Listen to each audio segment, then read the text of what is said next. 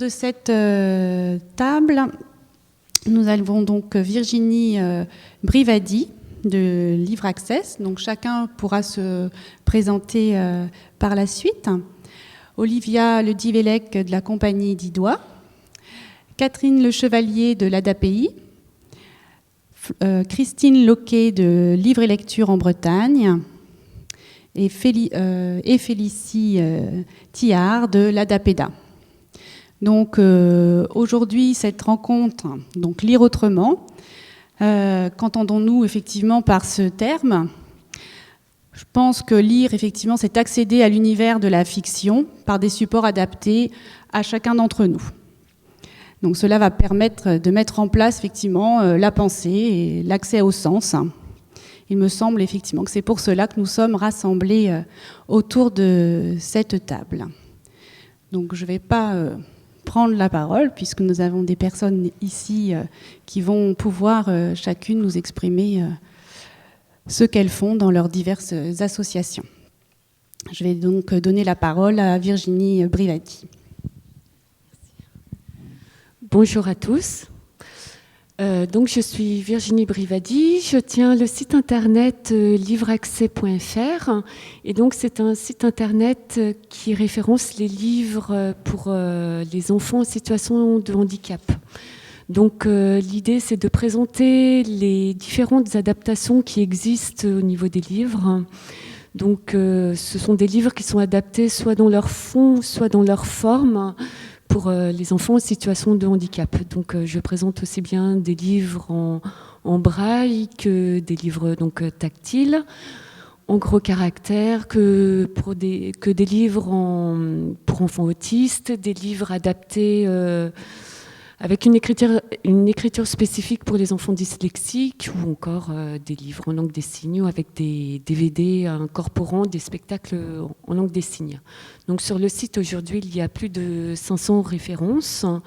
Donc personnellement aujourd'hui, mon combat, c'est de montrer qu'il existe de l'édition adaptée, que ce serait bien de le promouvoir et de faire connaître ces livres à tous, sachant qu'un livre adapté, même s'il est adapté à un handicap spécifique, ce sont avant tout des livres qui sont lisibles par tous les enfants et qui peuvent donc se partager entre des enfants ordinaires et des enfants en situation de handicap.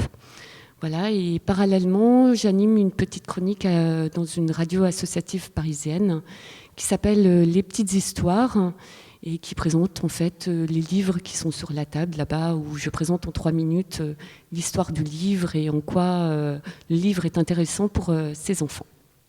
Voilà. Merci.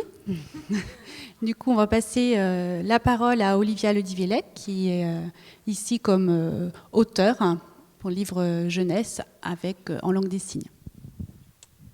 Bonjour, je suis donc Olivia. Je me suis intéressée aux livres en langue des signes parce que je suis maman d'enfants sourdes. Et puis je me suis retrouvée avec des livres que je ne pouvais pas raconter, donc ça m'a beaucoup embêtée. Déjà, quand on est parent d'enfants sourds, il faut se former à la langue des signes, pour beaucoup. Enfin, tout le monde ne le fait pas, hein, mais moi, je me suis formée à la langue des signes et c'était déjà un gros travail. Mais alors après, traduire en simultané des livres, là, c'était pas possible. Donc, je me suis dit, il faut en faire des livres, quoi. Alors, il y avait quand même des livres, hein, comme ma fille aînée, mais il n'y avait pas beaucoup d'histoires racontées. Voilà, et je trouvais que ça manquait beaucoup. Donc j'ai commencé à écrire des petites histoires en parlant surtout des émotions, parce que je trouvais que les émotions, c'était une part importante pour l'enfant sourd, pour tous les enfants, pour les enfants différents. Donc je me disais, ça peut réunir beaucoup de personnes. Donc dans nos livres, il y a le texte en français et la langue des signes qui est dessinée, qui traduit en fait le texte en français. Ça demande de connaître un peu la langue des signes. Je vais attendre qu'il soit déplacé parce que... Voilà. Est-ce que c'est la bonne place ? Oui. Une fois qu'on a travaillé la traduction du français, on la dessine en langue des signes. Donc il faut être un petit peu entraîné, c'est ce que je disais. Mais ça permet quand même d'avoir un support, d'avoir une trace et de ne pas être complètement à se dire « oh là là, faut que je traduise, faut que je traduise ». Souvent, quand on traduit en simultané, si on n'est pas professionnel, on ne sait pas bien le faire. Donc voilà, c'était l'envie qu'il y ait des livres qui circulent comme ça dans les familles qui côtoient le bilinguisme, donc des familles entendantes qui ont des enfants sourds, mais aussi pour les enfants entendants qui auraient envie de découvrir d'autres formes de livres. Voilà. Donc on avait envie de faire des beaux livres pour que ça attire aussi les enfants qui connaissent pas la langue des signes. Voilà. Merci. Donc maintenant la parole donc à Catherine Le Chevalier de l'ADAPI qui va donc nous parler plus spécifiquement justement de communiquer avec le langage facile à lire et facile à comprendre. Oui, donc moi je ne suis pas une professionnelle des livres, une grande consommatrice par contre. Et donc je m'appelle Catherine Chevalier, je suis présidente adjointe de l'ADAPI 35, l'ADAPI qui accueille environ 2200 personnes en situation qui ont au moins comme dénominateur commun, en situation de handicap dit intellectuel ou mental. Et là-dessus, les personnes ne sont pas toujours très heureuses non plus des termes que l'on emploie pour parler d'elles. Et une personne un jour faisait remarquer, personne handicapée intellectuelle, c'est pas beau, pourquoi on laisse le mot handicapé? On devrait dire personne intellectuelle. J'avais trouvé ça, c'était beaucoup d'humour là-dedans. Et on est comme tout organisme gérant des établissements et accueillant ses publics, soucieux de l'application de la loi de février 2005. Et on a beaucoup parlé à un moment donné d'accessibilité. Et dans le grand public, l'accessibilité, c'est souvent, on va développer des choses pour les personnes malentendantes, pour les personnes avec problèmes visuels. Alors, pour l'APF, cher à leur cœur, toute l'accessibilité des lieux. Mais on oublie, par rapport aux personnes que nous accueillons, là, une fameuse accessibilité intellectuelle. Et c'est moins connu. Alors, comment c'est possible, cette accessibilité intellectuelle, pour des personnes qui n'ont pas forcément une capacité à comprendre les choses très rapidement ou qui n'ont pas accès à un certain langage abstrait. Donc des associations, mais je ne vais pas rentrer dans toute l'histoire avec Europe Inclusion, et puis voilà, il y a des gens qui se sont mis en marche pour créer un langage que l'on appelle facile à lire et à comprendre, qui a l'avantage non pas d'être fait par des personnes dites ordinaires, mais aussi utilisé, et les traductions sont faites par des personnes concernées par le handicap. Comme ça, c'est elles-mêmes qui se parlent à elles-mêmes et elles peuvent trouver les mots pour se faire comprendre. Et ça permettra de pouvoir, alors sur les choses qui sont moins culturelles, peut-être aussi sur des documents administratifs, faciliter l'accès à la citoyenneté ou pouvoir faciliter les démarches des gens. Et puis surtout par rapport à la culture, que ce soit dans les musées ou les spectacles, ou tout ce qui peut être pratique artistique, ça pourrait leur permettre aussi d'être accueillis au même titre que les autres personnes. Je ne sais pas si j'ai été très claire ni trop brouillon. En tous les cas, je suis prête à répondre à toutes les questions. Vous sauriez sur la question.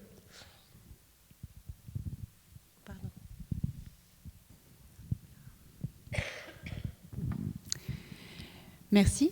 Donc maintenant la parole à Christine Loquet de Livres et Lectures en Bretagne, donc qui effectivement est chargée de tout ce qui est accessibilité. Bonjour à tous.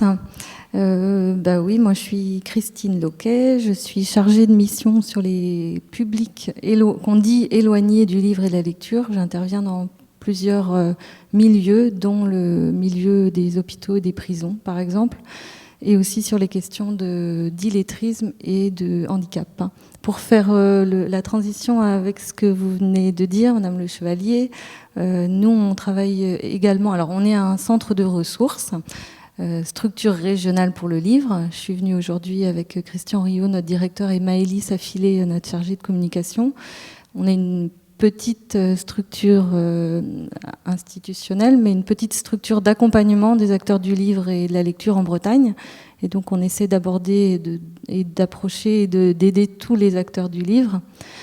Et moi, dans tout ça, sur les questions d'accessibilité, pour revenir à la question du facile à lire, on a travaillé depuis quelques années sur des ressources faciles à lire, nous qu'on place aussi du côté des personnes qui sont en situation d'illettrisme ou, moi j'ai l'habitude de dire, fâchées avec la lecture, enfin toutes les personnes qui ont du mal, pour qui c'est difficile, pour qui c'est compliqué, un texte normal, entre guillemets, pour plein de raisons. Voilà. Pour revenir plus précisément aux questions de lecture et handicap, il y a plusieurs volets à notre action. Alors, il y a un volet de sensibilisation. On essaie de rendre ça présent dans les lieux du livre et la lecture, dans les bibliothèques, dans les librairies, enfin d'aider, en tout cas de favoriser toutes les actions possibles. Des actions de sensibilisation ponctuelles. On en a monté avec la compagnie Didois, qui est présente ici aussi, à plusieurs reprises sur des événements que nous on montait. Je pense à un flash mob qu'on a organisé là à la fin au début de l'hiver, ici à Rennes, un flash mob en langue des signes. Donc voilà, c'était pour faire connaître et sensibiliser à la question de la culture sourde. Donc il y a des actions comme ça de sensibilisation. Il y a l'aspect ressources. On essaie de thésauriser un certain nombre de ressources sur le livre et le handicap et l'édition adaptée. Donc ça fait le lien avec ce que vous disiez tout à l'heure. On essaie aussi d'accompagner des projets. Tout d'un coup, me vient à l'esprit un projet, moi que j'accompagne particulier là du coup et qui rejoint plusieurs questions, puis on pourra y revenir après, mais j'ai été contactée il y a quelques mois par un hôpital de personnes âgées à Cancale, à côté de Saint-Malo, pour développer une bibliothèque accessible au sein de l'hôpital, une bibliothèque qui, à la demande des élus de la ville de Cancale, serait accessible à tous, y compris Donc là, la démarche est aussi un peu inversée, donc elle est intéressante, accessible à toutes les personnes de l'hôpital, bien sûr, mais accessible à tous les Cancalais qui ont des difficultés et des problèmes d'accessibilité. Donc voilà, une démarche intéressante. J'y vais lundi là pour travailler avec eux sur la construction du projet. Et puis, au-delà de ça, on essaie d'aider et de développer des ressources dans des champs particuliers. On a démarré, par exemple, l'an dernier, un groupe de travail entre les gens du livre et des spécialistes de la dyslexie, un groupe de réflexion sur lecture et dyslexie. Voilà, je m'arrête là pour l'instant. Merci. Merci beaucoup. Donc maintenant, Félicie Thiard pour l'association ADPEDA. Bonjour. Donc moi, je suis en service civique au sein de l'association ADPEDA 35, dont Olivia est la présidente également. Donc moi, ça fait pas très longtemps que je suis là, ça fait depuis le mois d'octobre. Donc je suis pas une grande professionnelle non plus, mais je vais quand même vous décrire ce qu'on fait. Donc l'ADPEDA est une association de parents d'enfants sourds. Et donc, entre autres, parmi leurs actions, ils ont décidé de créer une bibliothèque spécialisée autour de la surdité, qui permet d'accueillir à la fois les familles d'enfants sourds, les parents qui se posent des questions quand ils se rendent compte qu'ils ont un enfant sourd. Donc il y a un accueil de ces familles, de ces parents, des enfants également. On a des animations régulièrement pour les enfants sourds et entendants. Et donc dans cette bibliothèque, il y a diverses choses qui sont mises en place. On essaye également d'élargir l'accès pour les adultes sourds, parce que les adultes sourds ont souvent également des difficultés d'accès à la lecture.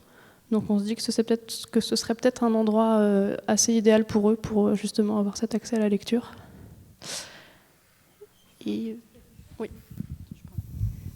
Juste pour préciser, donc Félicie a mis en place beaucoup d'activités régulières, hebdomadaires à destination des familles, mais de tout public aussi qui serait intéressé par le livre un peu différent quand même, le livre visuel. Donc évidemment, ça met de côté certaines personnes qui voient mal, mais en tout cas pour d'autres aussi difficultés. Voilà, il y a d'autres enfants qui ont d'autres handicaps qui viennent aussi, parce qu'il y a des activités jeux, il y a des activités autour du livre, autour des DVD, autour de la science. Enfin voilà, elle propose plusieurs thèmes. Et autour du livre pour les adultes, on réfléchit justement peut-être plus à aller vers des BD qui seraient issus de romans qui sont un peu connus. Enfin voilà, d'essayer de trouver comment donner un autre accès. On parlait tout à l'heure d'écriture simplifiée, mais il y a aussi l'image qui peut amener une autre forme de récit. Cette bibliothèque est boulevard du Portugal à Rennes. C'est la ADPEDA 35 dans les locaux de l'Urapeda. Du coup, c'est bon, je pense que tout a été dit.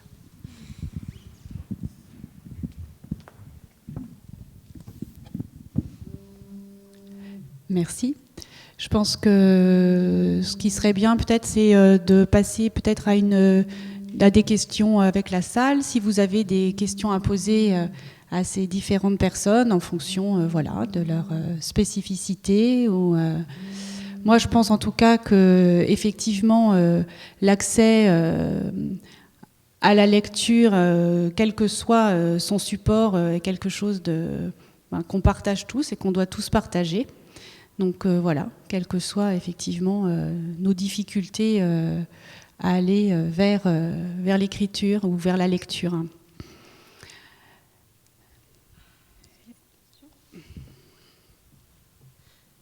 Je pense que le fil va être assez long pour aller jusqu'à vous. Oui, ça sera peut-être plus facile. Merci. Donc, moi, je suis Yves Richard, ville de Rennes. Juste une petite question par rapport à ce que vous avez évoqué. On n'a pas cité un acteur important dans le monde de l'éducation, qui est l'éducation nationale, comme son nom l'indique. Quelles sont les actions qui sont mises en œuvre par l'éducation nationale pour aller dans le sens que vous souhaitez promouvoir, c'est-à-dire faciliter la lecture, l'accès à la lecture? C'est une bonne question. Est-ce que quelqu'un veut prendre la parole pour répondre? Moi, j'ose dire quelque chose, c'est-à-dire qu'il n'y a pas grand-chose, justement. Tout à l'heure, on en parlait avec madame, en fait, quand... là, je parle même pas en tant que directeur de livre et lecture en Bretagne, mais il se trouve que j'ai été confronté aussi à des questions de difficultés comme ça par rapport à des gens que je connais. Et bien, les enseignants ne sont pas formés, en fait. Ils sont très peu formés pour accueillir déjà ces enfants-là. Et d'autre part, ils sont pas vraiment de connaissance des ressources. Enfin, je pense que vous allez pouvoir témoigner de ça. Mais ces livres-là que vous voyez qui sont présents là, ils ne les connaissent pas pour la plupart du temps. C'est pas du tout de la mauvaise volonté de leur part, mais c'est qu'à aucun moment de leur formation, en fait, on leur a parlé de ça. Donc du coup, je crois que c'est un peu... Enfin, voilà, ça peut être complété, mais je crois que c'est peut-être pas un hasard, d'ailleurs, s'ils sont pas là. C'est qu'ils sont pas là, oui, effectivement.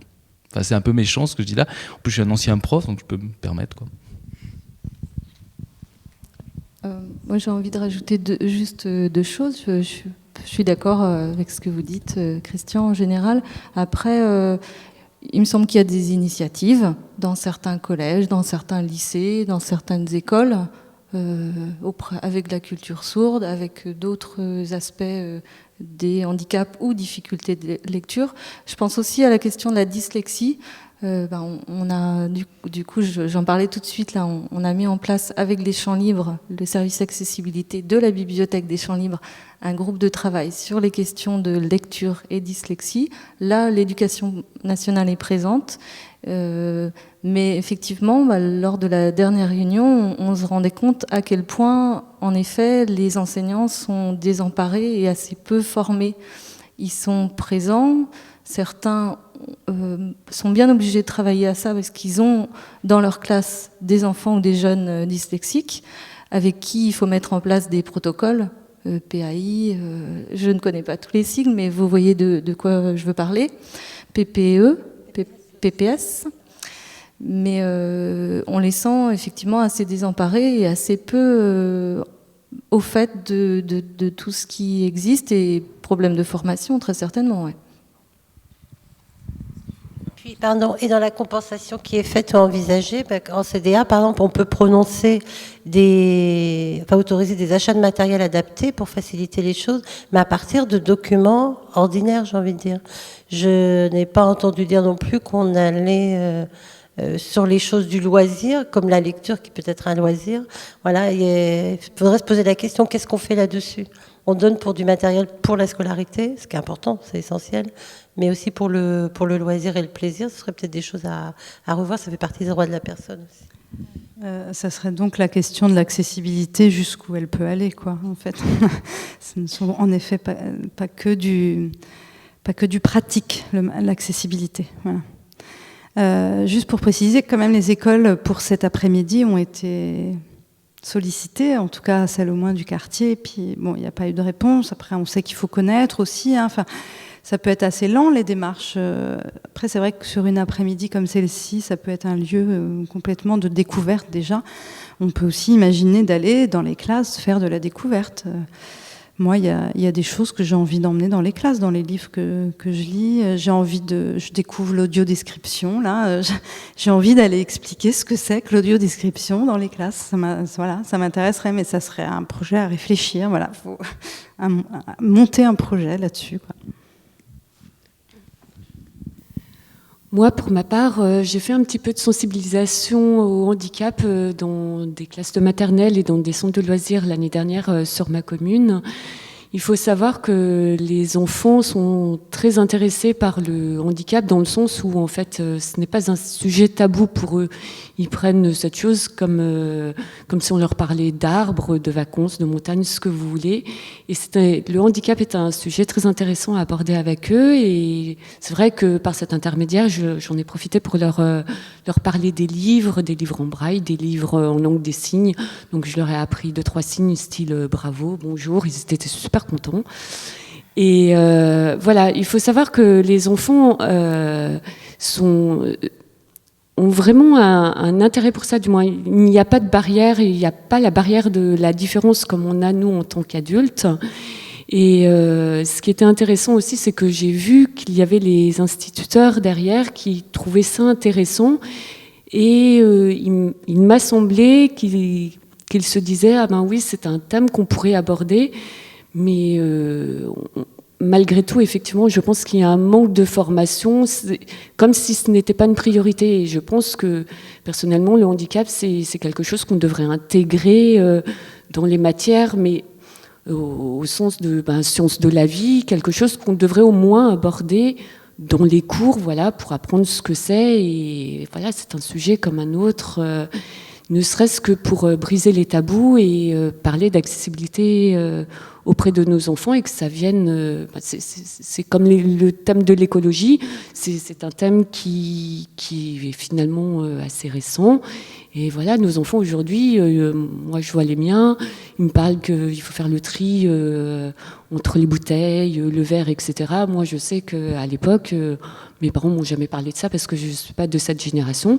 Donc si on leur parlait de handicap aussi, peut-être que les enfants seraient plus ouverts et plus tolérants face à la différence à l'avenir.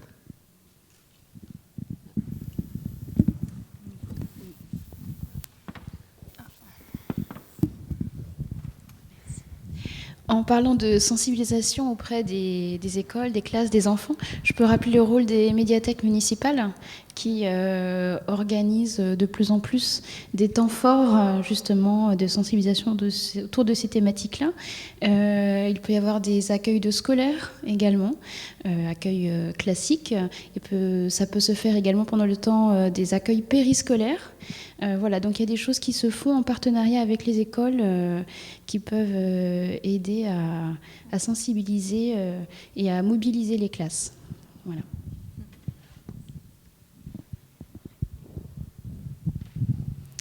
Donc oui, on voit qu'il y a beaucoup de choses à faire encore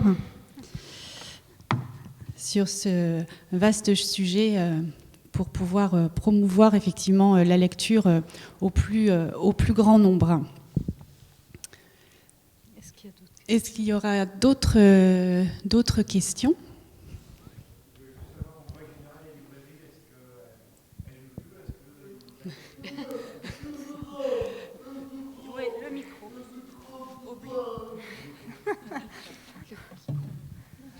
Donc c'est une question de Philippe. Est-ce que les librairies jouent le jeu ? Est-ce qu'elles acceptent facilement donc, à avoir des livres adaptés au sein de leur magasin ? Bon, c'est une question directe pour moi, puisque je suis libraire. Donc, oui, les librairies jouent le jeu, bien sûr. Alors après, c'est pas toujours facile ni évident de travailler avec des petits éditeurs ou voilà. Et puis, il n'y a pas énormément d'éditeurs non plus qui font des livres accessibles. Alors, moi, en librairie, bien sûr, je vais avoir des livres, des éditions pour des enfants, des livres adaptés pour les enfants dyslexiques. J'ai travaillé fut un temps avec Les Doigts qui rêvent, mais c'est pareil, c'est compliqué d'avoir ça en accès en librairie, parce que ce sont des livres très fragiles. Ce sont des livres que l'on vend peu, donc qui s'abîment vite sur les étagères des libraires. Par contre, bien sûr, quand quelqu'un veut un livre où il n'y a pas de souci pour commander ce genre d'ouvrage. Donc oui, on a des livres en langue des signes, on a des livres pour dyslexiques, on a des livres... Alors, il y a des livres aussi, il y a des éditeurs et des auteurs ou illustrateurs qui s'intéressent aussi au handicap. Et effectivement, c'est pas le livre et l'histoire, elle n'est pas estampillée. On peut avoir des livres effectivement à toucher, on peut avoir des livres sans texte qui sont pour tout le monde, là, qui peuvent effectivement servir à un large public. Donc oui, je pense que c'est aussi notre rôle de faire savoir que tous ces livres existent. Je peux me permettre de poser une question. Justement, par rapport à, toujours dans l'esprit d'accessibilité, mais là, le côté accessible sur le prix. Est-ce que ces éditions-là coûtent beaucoup plus cher qu'un livre jeunesse ordinaire, ou est-ce qu'on est, voilà, pour savoir par rapport aux familles, est-ce que ça représente une dépense particulière ? Alors, tout dépend du livre. C'est-à-dire que si c'est un livre en langue des signes, si c'est un livre à toucher... alors, je ne parle pas des livres vraiment en relief qui sont adaptés, parce que les adaptations en livre en relief, ça coûte très très cher, effectivement, et c'est pas accessible à des familles. Mais bien sûr, c'est accessible à des structures, à des bibliothèques. Mais par contre, il y a quand même énormément de livres qui sont accessibles facilement, même à des familles. Effectivement, Olivia le disait très bien tout à l'heure, des textes adaptés en BD, par exemple, pour avoir effectivement de l'illustration, du livre sans texte. Il y a vraiment plusieurs maisons d'édition qui font du livre sans texte. On a vraiment, voilà, un récit...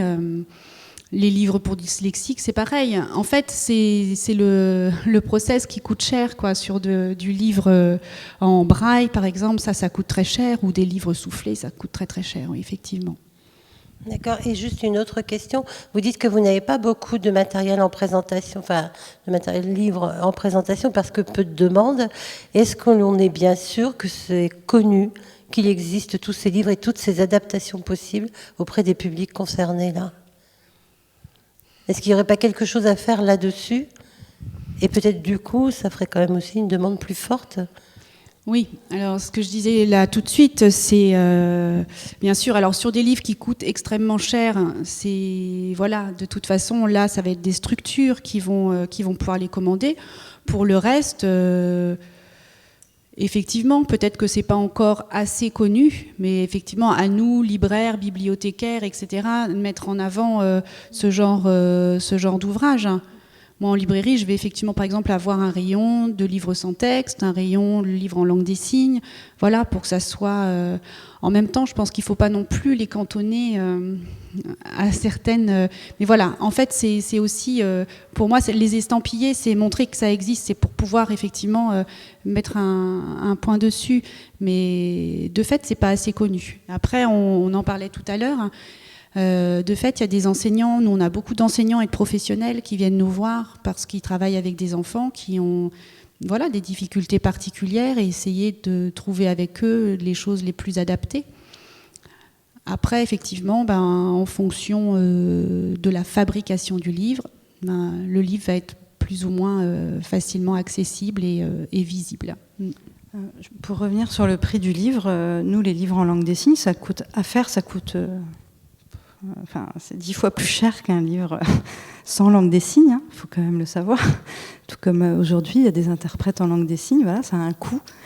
Moi, j'ai particulièrement fait attention au prix, mais parce que j'ai fait des appels à projets, des demandes de mécénat, voilà, c'est énormément de temps derrière passé, donc c'est bien aussi d'avoir conscience que tout ça, ça prend du temps, ça a un coût. Ça aussi, c'est à faire rentrer dans la tête des gens, peut-être. En effet, c'est pas celui qui achète qui doit dépenser, mais c'est bien aussi que celui qui achète sache que ça a un coût et peut-être autour de lui puisse en parler, et puis que petit à petit, on réalise que Bah oui, si on veut les vendre au même prix, à cette accessibilité-là aussi de tarifs, il faut peut-être réfléchir à comment on participe tous à ça, voilà, de manière un peu démocratique, quoi. Et par rapport aux librairies, moi je sais que souvent je me questionne, ou librairies ou médiathèques aussi, je me questionne sur est-ce que les livres accessibles, adaptés, doivent être mélangés aux autres ou pas? Est-ce qu'on doit les voir tout de suite? C'est une question qui reste, pour moi, en suspens. Moi, j'ai plutôt envie que mes livres soient mélangés aux autres parce que je trouve qu'ils sont pour tout le monde. Par contre, je suis bien contente quand j'arrive dans un endroit de voir tout de suite, tiens, dans ce rayon-là, je trouve ça. Enfin, voilà, c'est un sujet un peu délicat. Et c'est peut-être un travail quotidien à faire aussi dans ces lieux-là, de montrer que ça existe, quoi. Voilà, tout simplement. Enfin, je pense tout simplement aussi qu'il y a quelque chose d'assez simple à faire dans ces cas-là. C'est que ces livres-là soient... nous, en librairie, on peut le faire facilement. Je veux dire, 2 exemplaires d'un livre, en avoir un dans un rayon spécifique et un autre ailleurs. C'est pas très compliqué, c'est faisable. Je voulais juste ajouter quelque chose pour compléter.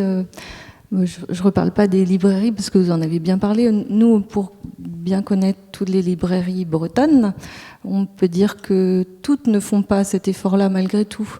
Les librairies jeunesse ont peut-être plus tendance à être présentes sur ce terrain-là, peut-être parce qu'il y a plus d'offres aussi. Vous le voyez aujourd'hui dans ce qu'on présente, il y a beaucoup de documents pour les enfants. Et du coup, je rebondis sur les éditeurs et on constate que c'est quand même pas si simple de faire publier certains textes avec des adaptations spécifiques, vu le coût, vu les difficultés, vu la complexité de la législation aussi. Il y a une loi qui dit l'exception handicap, qui permet un certain nombre de facilités, pas de frais de port par exemple. Mais nous, pour accompagner certains projets, il y a beaucoup de projets qui naissent et qui meurent dans l'œuf parce que des projets d'asso, des projets de parents qui adaptent tout seuls dans leur coin, on a déjà eu l'occasion d'en parler, des livres pour leurs enfants parce qu'ils n'ont rien trouvé, pour des formes de handicap particulières, pour des enfants autistes, c'est assez présent, et les projets n'aboutissent pas parce que c'est trop compliqué, c'est trop onéreux, ça ne rentre pas dans le cadre de la loi, et nous, assez régulièrement, avec Livre et Lecture, on essaie de faire des appels du pied aux éditeurs adultes aussi, parce qu'il y a beaucoup de ressources pour les enfants, mais il y a beaucoup moins pour les adultes dans certains secteurs. Voilà, donc les éditeurs ont aussi une place dans tout ça, et nous, on aimerait bien que ça se développe, parce que malgré tout, il n'y a pas aujourd'hui une réponse à tous, quoi. Ça, c'est sûr. Oui, mais c'est sûr qu'effectivement, il y a beaucoup de choses, en tout cas des choses faites effectivement en jeunesse et très peu en adulte. À part pour les handicaps visuels, oui. Braille et grand caractère. Oui, ou le livre audio. Ou les livres audio.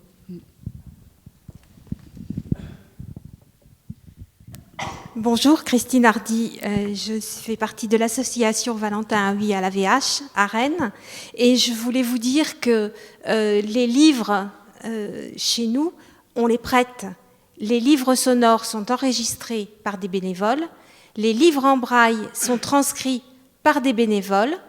Il y a des milliers de titres audio et à peu près 500 titres en braille. Malheureusement, c'est vrai pour nous, les titres sont surtout réservés aux adultes. Mais là, il n'y a pas de problème financier. On prête les bouquins. On les expédie en sécogramme dans toute la France, sur le Maghreb. Là, il n'y a pas de souci financier, ça se passe très bien, les échanges se font très bien.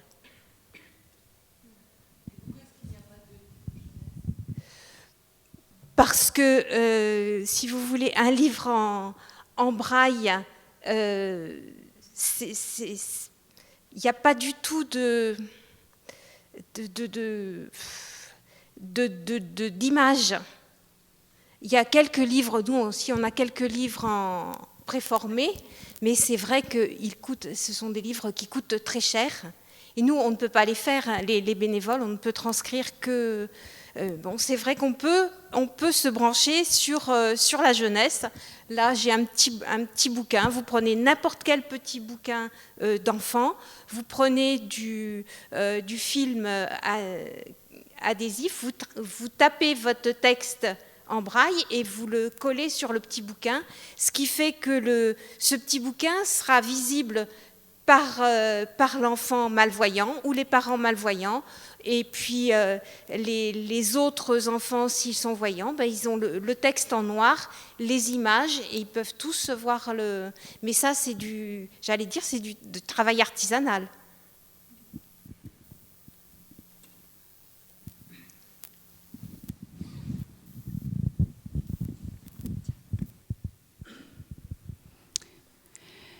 Merci.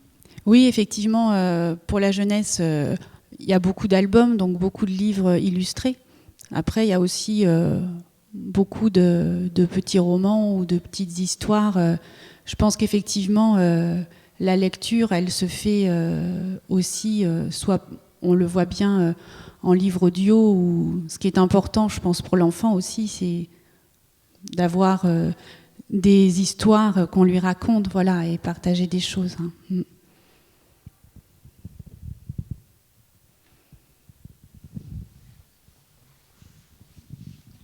Je pense que Christine pourrait rajouter aussi quelque chose sur la question de la sensibilisation, parce qu'il y a aussi une opération qu'on avait faite là aussi en direction des manifestations littéraires.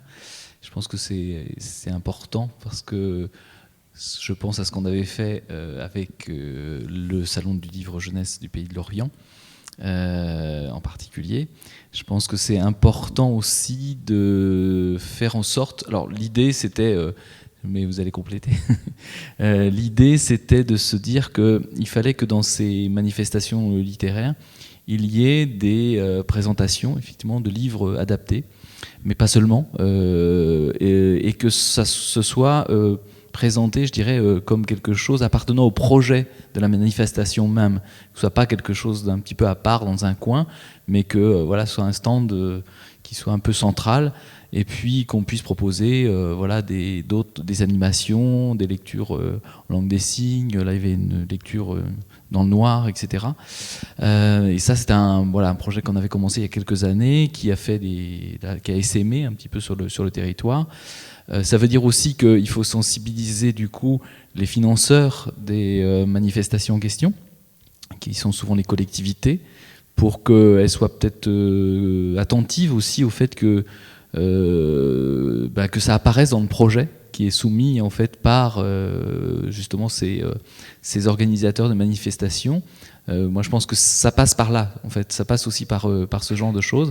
C'est que voilà, c'est toutes ces salons, manifestations littéraires, il y en a beaucoup, par exemple en Bretagne, il y en a beaucoup, il y en a des centaines. Voilà, et très peu finalement pour l'instant proposent justement ce genre de choses. Je crois que là on avait initié quelque chose qui a commencé un peu à prendre, je sais pas, enfin je pense que je parle à la place de Christine parce que c'est Christine qui suit ça de manière beaucoup plus précise, mais je pense qu'elle peut compléter si voilà. Vous avez tout dit. Non, mais moi, quand vous dites ça, ça me fait penser à ce qu'on fait aujourd'hui. Donc l'idée qu'on avait lancée il y a 3 ans, 4 ans, c'était de, effectivement, rendre sensibles les organisateurs de salons et manifestations littéraires de Bretagne, et leur proposer de dédier un espace, de créer un espace Lire Autrement, avec des animations, avec des temps de sensibilisation. Alors c'est plus les salons jeunesse qui ont suivi là aussi. Voilà, je dirais qu'il y a 3-4 salons du livre jeunesse qui maintenant proposent systématiquement un espace qui s'appelle Lire Autrement. Morlaix, Douélan, Lorient qui continue.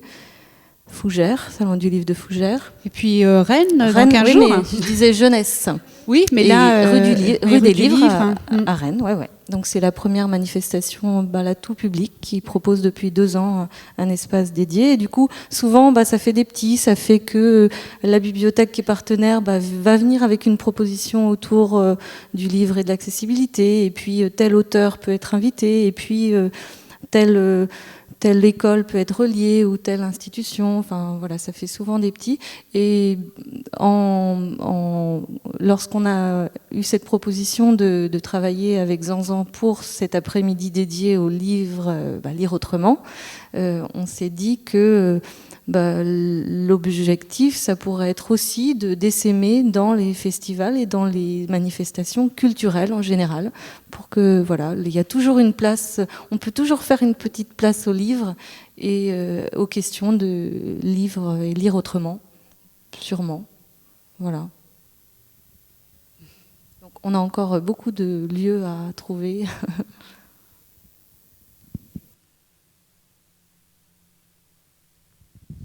Oui, c'est sûr. Et d'ailleurs, sur le festival Rue des Livres, là, il y aura aussi cette année plusieurs ateliers proposés et plusieurs associations qui seront présentes sur le festival. On pourra apprendre quelques mots en langue des signes, on pourra apprendre à écrire son prénom en braille, et puis j'oublie plein de choses. Voilà.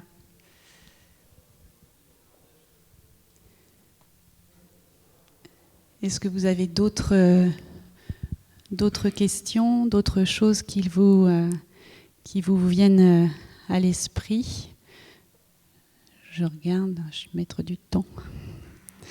Et il nous reste encore un peu de temps si on a envie de continuer à s'exprimer autour du livre.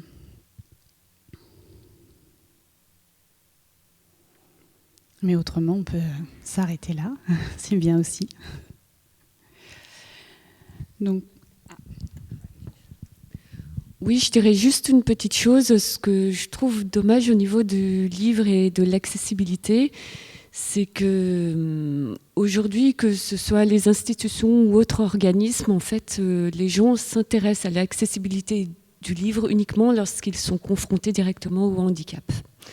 Voilà. Et moi, pour être dans la région parisienne, je sais que j'ai beaucoup de mal à avoir des contacts avec certains organismes parisiens parce que la ligne prioritaire, ce n'est pas forcément l'accessibilité, alors que on est en 2015 et on en parle beaucoup.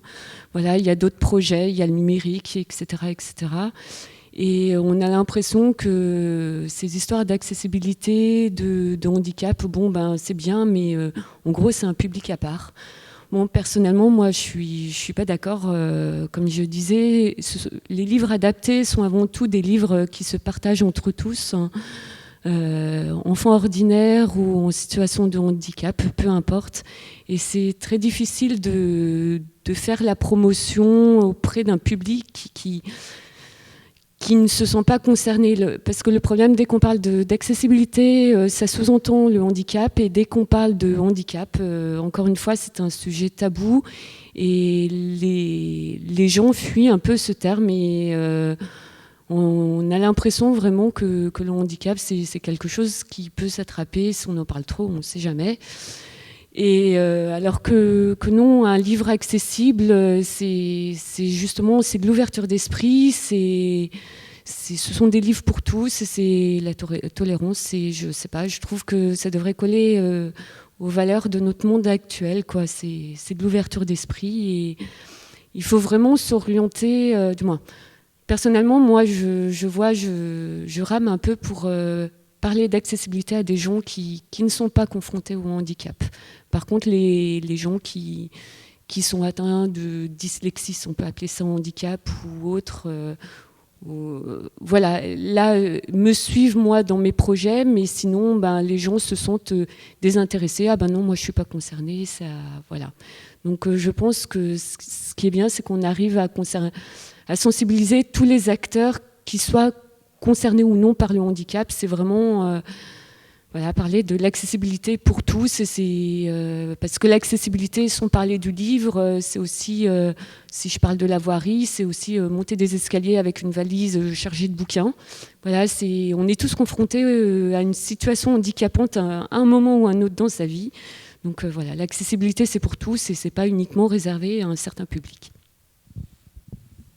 Je voudrais juste rajouter par rapport au regard des autres, il y a aussi que les gens croient que c'est assez facile en fait, que tout est déjà là, tout existe, que pour les sourds, qu'ils ont un enseignant en langue des signes dans chaque classe. Ça paraît évident dans la tête de beaucoup de gens, et que justement, il y a des livres, voilà, il y a des livres, c'est très bien. Enfin, c'est comme s'il fallait pas s'en préoccuper, quoi. Et en effet, on s'en préoccupe quand on est confronté. Je pense qu'on met de côté, mais beaucoup de choses. C'est pas que le handicap, on met de côté un peu. Voilà, on n'est pas communauté beaucoup dans ce pays, en tout cas. Et voilà, les personnes âgées, c'est pareil, on va pas forcément beaucoup leur faire signe de vie. C'est peut-être ça la question. Le handicap devrait beaucoup plus faire partie de nos vies à tous. Voilà, on devrait le côtoyer au quotidien, et ça devrait être normal. Et on devrait tous avoir cette conscience permanente et la différence. Et voilà, j'inclus vraiment beaucoup de monde là-dedans. Et je pense qu'en effet, c'est pas le cas pour beaucoup de gens, mais c'est aussi que beaucoup de gens ignorent du coup la réalité de la situation, quoi. Les associations, elles ont une dimension, je parlais des associations qui peuvent être gestionnaires, mais elles ont surtout une dimension militante aussi. Donc n'hésitez pas à solliciter les associations, parce qu'il y a des combats à mener. C'est vrai que l'accessibilité et faire que tout le monde puisse vivre comme tout le monde, ça devrait être naturel. Et ça ne l'était tellement pas qu'il a fallu que le législateur se penche sur la question et crée un texte. On a eu besoin d'un texte pour ça, alors que ça semblerait être une évidence. Ce texte, maintenant, il faut être vigilant parce qu'il faut qu'il puisse s'appliquer. Et on a tous entendu ces agendas de l'accessibilité, ou je ne sais plus comment ça s'appelle, enfin bref, des choses reportées, alors qu'il y a des choses qui ne souffrent, à mon avis, voilà, aucune patience, et il faut absolument rester dans le combat pour uniquement là réclamer, non pas des choses extraordinaires, mais l'application d'une loi. Voilà, une loi, elle se doit d'être appliquée. L'application et l'obtention d'un droit.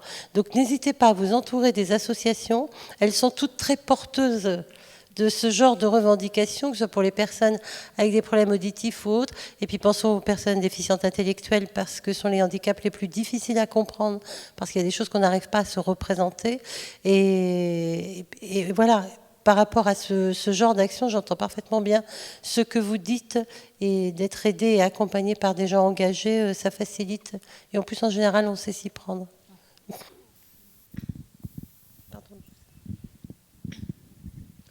Moi, je voudrais juste m'écarter un tout petit peu de la question pour vous proposer. On a fait un atelier la semaine dernière avec la DPEDA autour de l'accessibilité. Et donc, l'idée, c'était de créer ensemble une machine qui permettrait plus d'accessibilité pour tout le monde. Et donc, le résultat de cet atelier est derrière. Vous avez dû le voir en entrant. Et autour, on a mis donc un petit fil à linge avec des pinces à linge. Et l'idée, c'est que chacun puisse ajouter c'est quoi pour lui l'accessibilité, ou d'autres choses autour de ce thème-là. Donc voilà, vous êtes invités à passer voir et puis écrire un petit mot. Bon, je crois que Félicie clôt très bien cette table ronde. On va donc aller voir la machine à accessibilité, machine, elle a l'air machine infernale un petit peu. Et voilà, pour dire qu'on peut se retrouver autour, comme on peut se retrouver autour d'un livre ou d'une histoire. Voilà, ce sont des choses qui doivent nous permettre de communiquer et de nous unir. Merci beaucoup. Et bonne fin de festival. Le festival n'est pas fini, donc continuez. Il y a plein de choses tous ces jours-ci.